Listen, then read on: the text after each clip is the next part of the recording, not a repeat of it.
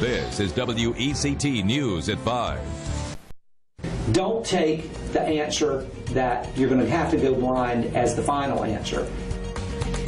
It may be the most promising news yet for people who suffer from macular degeneration. A special report straight ahead that could reverse a disease that's robbing many people in our area of their eyesight.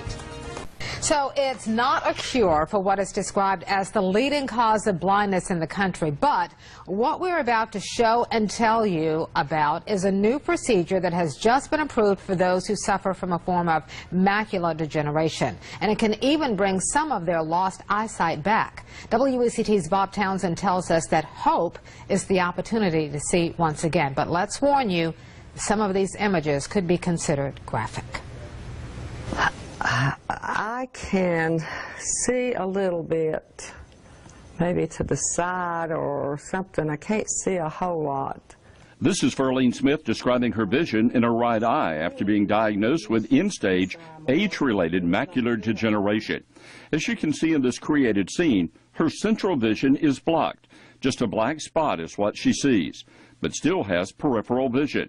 The MD started almost 10 years ago, but in 2011, she suffered a hemorrhage in her left eye, which left Verlene unable to drive and had to rely on friends and family members to get around. Then this summer, her husband of almost 59 years passed away, which for the most part has left her confined to her home in Swansboro. But within the past month, something remarkable has happened to her. One of Verlene's daughters saw a magazine ad for Dr. Edward Paul, a Wilmington optometrist who's been working with patients with macular degeneration. For years, Dr. Paul has outfitted hundreds of people with low vision with glasses that have special magnifying lens attached. Now he and Wilmington ophthalmologist Laura Harris are seeing MD patients they believe would be a candidate for a newly approved FDA surgical procedure, implanting a miniature telescope directly into a person's eye. The whole family and the patient, they come in and they're at a bit of despair, but through the whole process, just the hope of seeing more gives them more energy, and it brings everyone together, and it really is an advancement in a technology and a disease that really had no other hope. After extensive testing, it was decided Verlene was a candidate for the new surgery. On the morning of October 23rd, she and her daughters arrived at Brunswick Novant Medical Center to have the procedure done. In the operating room, Dr. Harris began the hour-long operation by removing Verlene's natural lens. This is the actual video of her surgery. And we have to make a larger incision than a regular cataract surgery.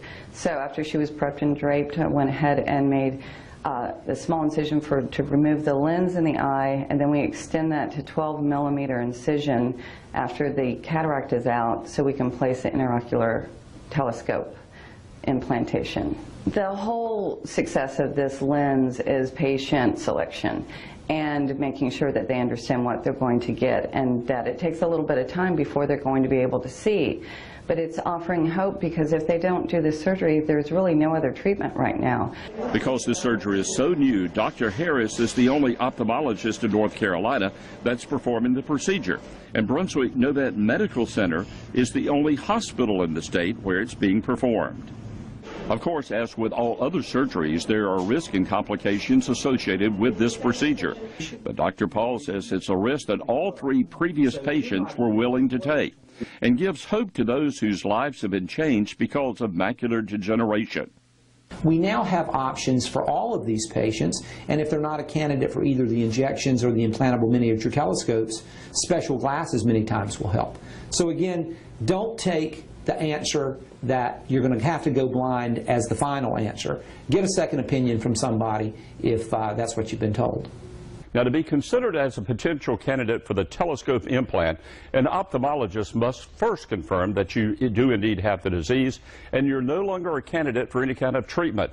Also, have not had cataract surgery in the eye in which the telescope will be implanted, meet all of the health requirements, and be at least 75 years of age or older. This is cutting-edge technology that's being performed right here in southeastern North Carolina. In the studio, I'm Bob Townsend. Now back to you.